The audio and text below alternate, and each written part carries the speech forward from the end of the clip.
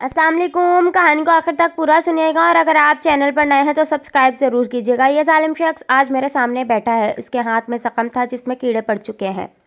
कोई इंसान इसे डॉक्टर के पास ले जाने के लिए तैयार नहीं। कभी यह शख्स इतना रुआबदार था कि एक बार ओए कहकर बुलाया तो गाँव के 10 लोग जी कहकर बोलते थे। उसका नाम जिब्रान शाह था। अल्लाह ताला ने रुआबदार शख्सियत और बेहतरीन शक्ल सूरत से नवाजा था, मगर वो इंतहाई जालिम और जाबिर था। पूरे गांव में कोई भी शख्स उसके जुल्म से महफूज नहीं था। उसने आखिरी जुल्म अपनी बीवी पर किया था और वो जुल्म बीवी का कत्ल था। हुआ कुछ यूँ कि उसकी बीवी उसके कपड़े इस्त्री कर रही थी कि इस्त्री ज़्यादा गर्म हो जाने की वजह से कमीज़ जल गई, जिसकी वजह से जबरन शाह तैश आ गया और उसने कपड़े धोने वाला डंडा उठाकर बीवी की पीठ पर दे मारा। मर्द का ज़ोरदार वार कमज़ोर नाजुक मिजाज औरत कहाँ सह सकती है। लिहाजा जबरान शाह की बीवी भी डंडे का वार सहकर ज़मीन पर गिर गई और कराहने लगी। कराहती हुई बीवी को देखकर तरस आने की बजाय शाह साहब को मज़ीद गुस्सा आ गया। उन्होंने बीवी को कहा, चारपाई को दांतों की मदद से पकड़ ले ताकि वो डंडा मारे तो उसकी बीवी की चीख या आवाज़ न निकले, मगर जब ज़ोरदार डंडा पीठ पर पड़ता तो आवाज़ कहाँ दबी रह सकती थी। जब शाह साहब बीवी की आह बका से तंग आ गए तो उन्होंने कपड़ा बीवी के मुंह में ठूंसा, दुपट्टे की मदद से हाथ पीछे बांधे और डंडे की मदद से उसके सर पर ज़ोर ज़ोर से वार करने लगा, यहाँ तक कि बीवी का भेजा निकलकर ज़मीन पर गिर पड़ा। जब बीवी मर गई तो शाह का गुस्सा भी उतर गया। यूँ एक कमीज़ जल जाने की कीमत उसकी बीवी ने अपनी जान देकर अदा की, मगर यह जुल्म शाह का आखिरी जुल्म साबित हुआ। उस साफ ज़ाहिर कत्ल में शाह साहब पैसे के बलबूते पर बच गए और उन्होंने पुलिस और अदलिया से मेल मिलाप करके साबित कर दिया कि यह छत से गिरकर हादसाती मौत में हुई है। लिहाजा इंसानी अदालतों ने उसे बाइज़्ज़त बरी कर दिया, मगर अल्लाह ताला ने उसकी लगामें खींच ली। अदालत से बाइज़्ज़त बरी होकर आते ही वापसी पर उसका एक्सीडेंट हुआ और जिस्म का निचला धड़ मफलूज होकर रह गया। अब वह चलने फिरने के काबिल नहीं रहा। कहीं जाता तो व्हील चेयर पर बैठकर हाथ की मदद से चला कर जाता। एक बार व्हील समेत ज़मीन पर गिरा तो उसके बाजू की हड्डी कुछ इस अंदाज से टूट गई कि जुड़ ना सकी। मजबूरन बाजू काटना पड़ा। उसके बाद वो मुकम्मल तौर पर ज़वाल पजीर हो गया। लोगों के दिलों से उसका खौफ निकल गया, यहाँ तक कि अब वो रास्ते में गिरा पड़ा होता तो जान पहचान वाला उसे उठाकर सीधा भी कोई नहीं करता था।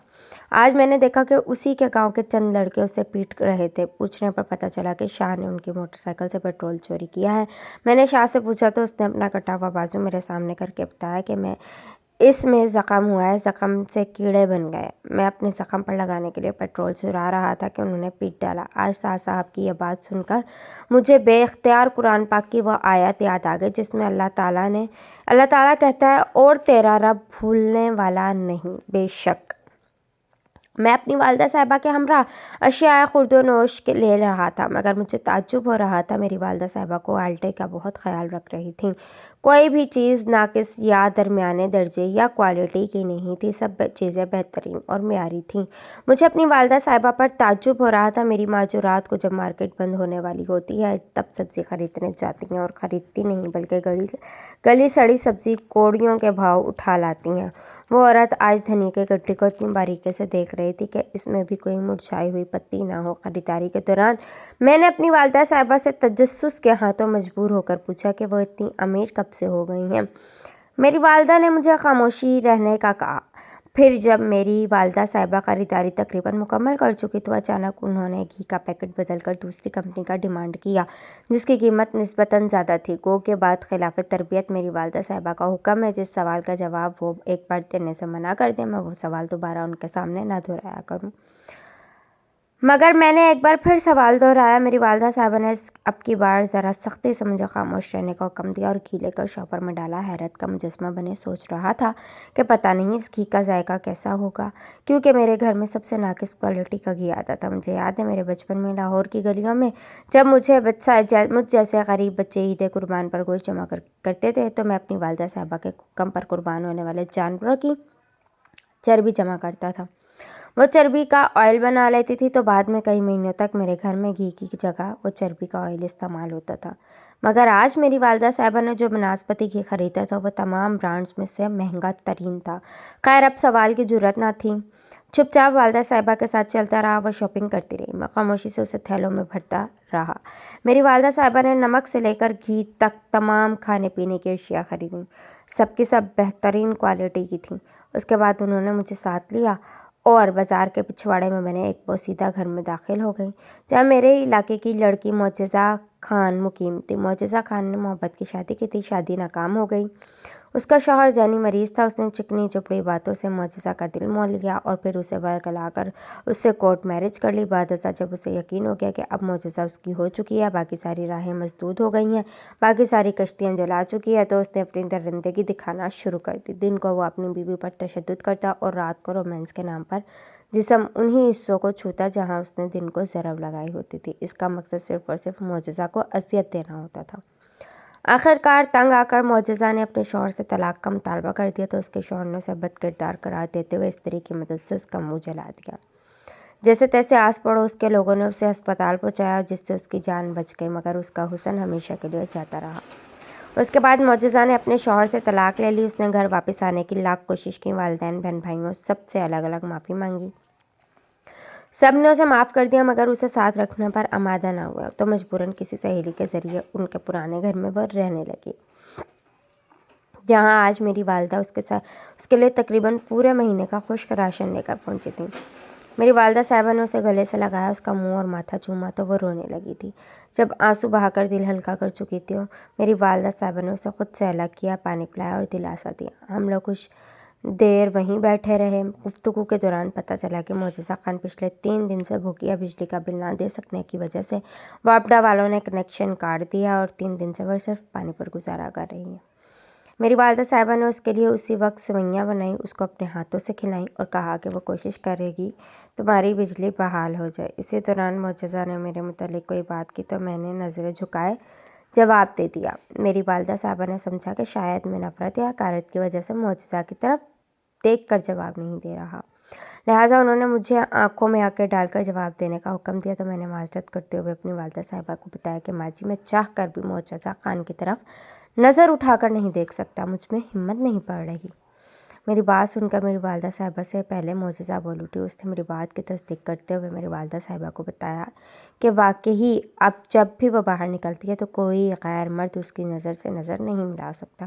اللہ تعالیٰ نے اس کو ایسا رعب عطا کر دیا، شاید یہ سب اس وجہ سے کہ میں توبہ طائب بہت کرتی ہوں۔ اس کی بات سن کر میری والدہ نے اس کی ہاں میں ہاں ملائی اور اس سے مخاطب ہوتے ہوئے کہا کہ بیٹا افسوس، توبہ طائب ہو جانے پر اللہ تعالیٰ تو معاف کر دیتا ہے، مگر یہ انسان نہیں کرتے۔ اس کے ساتھ ہی ہم لوگ اجازت طلب کرنے کے بعد اٹھ کھڑے ہوئے، تو واپسی پر راستے میں میری والدہ نے بتایا کہ آج جو سامان ہم نے خریدا وہ ہمارے اپنے لیے نہیں بلکہ اللہ تعالیٰ کی رضا کے لیے اس کی مخلوق کو دینا تھا، اور اپنے حالات چاہے جیسے بھی ہوں پر اللہ تعالیٰ کی رضا کے لیے دی جانے والی چیز ہمیشہ ہمیشہ بہترین ہونی چاہیے۔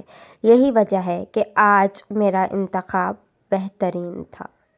سبحان اللہ۔ کلی نے سامان گاڑی میں رکھنے کے 15 روپے طے کیے اور سامان اٹھا کر گاڑی میں رکھ دیا۔ سامان گاڑی میں رکھنے کے بعد سامان کے مالک نے معاہدے کی خلاف ورزی کرتے ہوئے 5 روپے کلی کے ہاتھ پر رکھے۔ جب کلی نے اپنے حق کے لیے بحث کی تو سامان کے مالک نے اسے دھکا دیتے ہوئے سائڈ پر کیا اور گاڑی میں بیٹھ کر چلتا بنا۔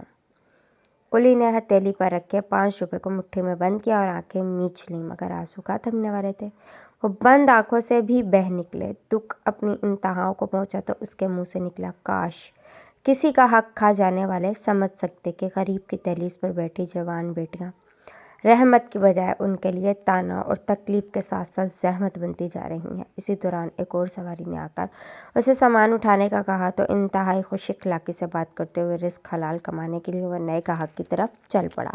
اس کا سامان گاڑی سے نکال کر ریلوے اسٹیشن پر رکھا اور اپنا حق طلب کیا تو اب کی بار بھی اس کی حق تلفی کر لی گئی، مگر جو ملا اس نے صبر شکر کر کے جیب میں ڈالا اور مزید رزق کی تلاش میں وہیں سائے پر بیٹھ گیا۔ کلی کا نام ریاض تھا، کراچی کے ریلوے اسٹیشن پر کام کرتا تھا۔ اس کی ایک ہی بیٹی تھی جس کا نام افشا ریاض تھا، اور بیٹی کو جوانی میں رخصت کرنے کے لیے اس نے دن رات محنت کرنا شروع کر رکھی تھی، مگر وہ جتنا کماتا تھا اس کا آدھا بھی اس کی جیب میں نہیں آتا تھا۔